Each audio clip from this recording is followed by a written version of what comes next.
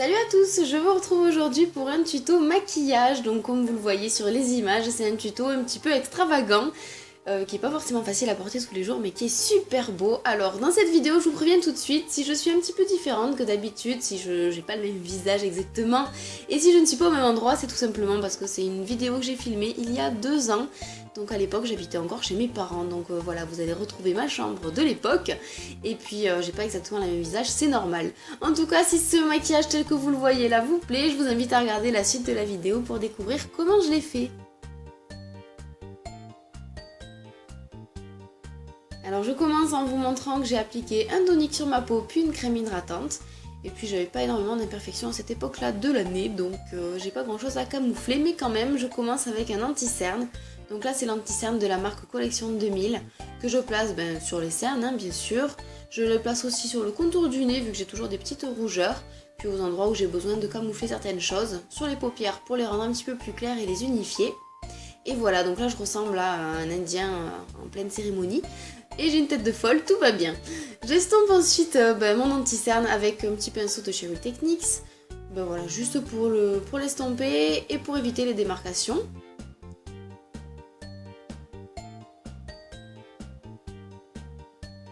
Et ensuite, une fois que j'ai tout estompé, je viens juste fixer cet anti-cerne avec un petit pinceau de chez ELF, que j'utilise toujours d'ailleurs, et une poudre, à l'époque c'était une poudre de chez Kiko, une poudre fond de teint qui matifiait et qui teintait un petit peu pour unifier le teint. Je viens ensuite globalement faire tout mon visage avec un gros pinceau, donc ça diffuse beaucoup plus la poudre. C'est un pinceau de chez Sephora que j'ai arrêté d'utiliser parce qu'il perd beaucoup ses poils et il est beaucoup moins doux que le Real Techniques tout simplement.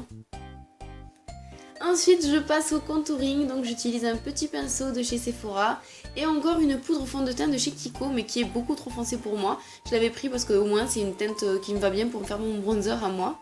Donc je fais le contour du nez pour affiner, le creux des joues et ensuite le contour de la mâchoire également pour redéfinir un petit peu le visage.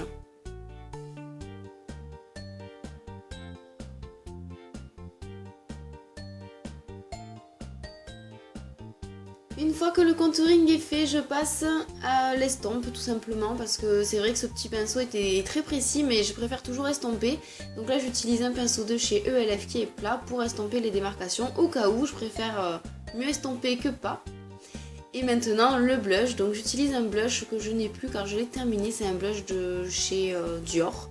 Que j'avais eu en cadeau il y a un petit moment à cette époque-là et que j'ai fini depuis.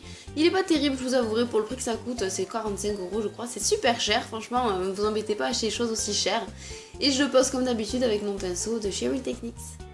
Là maintenant je vais définir mes sourcils parce qu'il est important de définir ses sourcils quand on se maquille beaucoup les yeux, ça permet de restructurer le visage.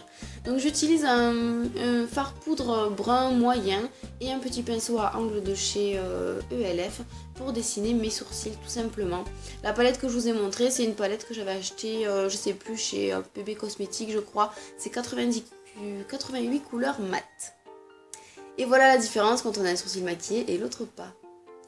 Ensuite je prends un petit goupillon, juste je brosse mes sourcils pour enlever l'excédent de produit et les discipliner. Et maintenant je passe au maquillage des yeux. Donc j'utilise un jumbo de la marque LA Color que j'avais acheté à l'époque sur chériculture.com. Donc c'est un petit jumbo qui est gris clair avec des petites paillettes, c'est simplement pour faire une base à paupières pour que mes fards ensuite tiennent plus longtemps. Je le pose et ensuite tout simplement avec mon doigt je viens l'estomper pour éviter les grumeaux et pour éviter les démarcations aussi pour la suite. Alors je commence le maquillage des yeux avec ma palette Sleek Acid et je mets un gris clair, très clair d'ailleurs et très lumineux, sur la moitié de ma paupière, du côté interne bien sûr. Donc j'y vais jusqu'à ce que j'ai l'opacité que je souhaite. Je fais bien toute la paupière, du ras de cils jusqu'à la banane et je termine par le coin interne pour illuminer un petit peu le regard. Ensuite je prends un deuxième fard, toujours de la même palette, qui est gris, vraiment gris argenté, un petit peu plus foncé et très métallisé aussi. Je l'applique avec un pinceau plat, je le place sur toute la fin de ma paupière mobile et j'estompe. Donc là désolée, j'ai pas très bien cadré, je savais pas trop faire au début, donc on voit pas très bien mais c'est pas grave, je le place à l'endroit où il n'y avait pas encore de fard. J'estompe un petit peu avec le premier que j'avais mis pour que ça ne fasse pas de démarcation. Et puis je remonte un peu sur la banane aussi. Je garde le même pinceau ensuite et je prends du noir, un noir mat, toujours de la même palette Sleek Acide. Et je viens faire le petit V qui définit si bien les yeux. Donc d'abord un coin externe qui ligne un petit peu les cils et je remonte dans la banane pour faire un V. Une fois que ça c'est fait, je prends un pinceau pour estomper parce qu'il ne faut pas que ça fasse de marque. Donc là c'est un pinceau de la marque Louise Young que j'aime beaucoup.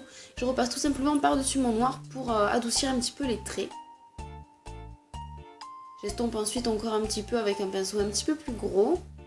Et par contre dans ce genre de maquillage là, ce qui est important jusqu'à trouver en fait l'intensité souhaitée, c'est de rajouter de la matière et de réestomper, rajouter, estomper jusqu'à ce qu'on ait l'intensité souhaitée et que l'estompe soit nickel parce qu'il n'y a rien de plus moche qu'un maquillage contrasté avec du noir qui fait des traces.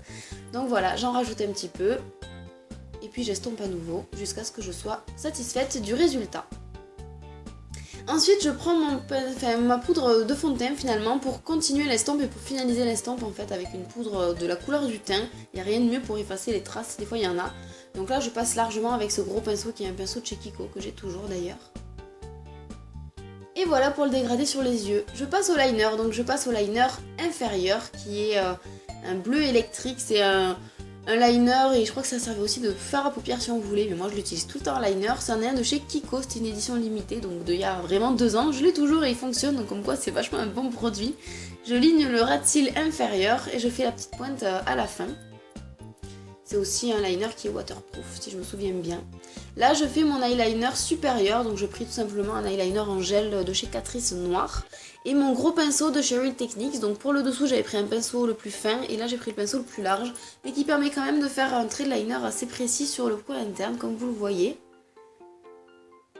Et je termine mon trait de liner en faisant une petite virgule, donc je pars du coin de l'œil, je fais comme s'il y avait une ligne imaginaire jusqu'à la fin de mon sourcil. Et je fais ma petite virgule comme ça, tout doucement, on s'en sort très bien et c'est quand même assez facile à faire. Et je termine mon trait inférieur en fait en rajoutant la ligne qui suit celle de l'eyeliner noir, ça fait comme un double liner. Ensuite en muqueuse intérieure je mets du crayon blanc, donc ça c'est un crayon de la marque Kiko je crois. Ça sert tout simplement à agrandir le regard et à le rendre encore plus frais. Et je passe au mascara, donc dernière étape pour les yeux. Comme d'habitude, vous voyez, je passe le mascara par-dessus les cils, j'enroule et ensuite je repasse par-dessous et j'étire, je fais toujours comme ça.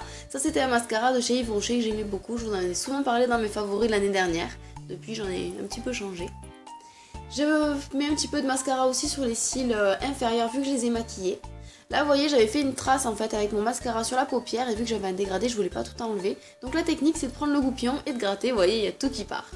Une deuxième couche de mascara parce que quand les yeux sont aussi maquillés j'aime bien avoir des bons cils bien marqués. Et voilà ce que ça donne, donc j'espère que ça vous plaît pour les yeux. C'est un petit peu chargé, un petit peu extravagant mais moi j'adore ça. Et ensuite je passe au maquillage des lèvres, donc là j'utilise tout simplement une sorte de baume à lèvres, rouge à lèvres nude de chez Kiko, c'est un jumbo pour les lèvres en fait, qui est beige tout simple. Voilà à plus près un petit peu comment ça donne, donc c'est vraiment du nude pour que toute l'attention soit sur les yeux, donc c'est quand même assez frais. Je fixe tout mon maquillage avec le fixatif de chez Kiko, et voilà le résultat, donc j'espère que ça vous a plu. Et que ce tuto était assez compréhensible pour que vous puissiez le reproduire. J'espère que c'est à votre goût. Désolée que ce soit une vidéo aussi vieille. En tout cas, je vous fais plein de bisous et je vous retrouve très vite dans une prochaine vidéo. Ciao tout le monde!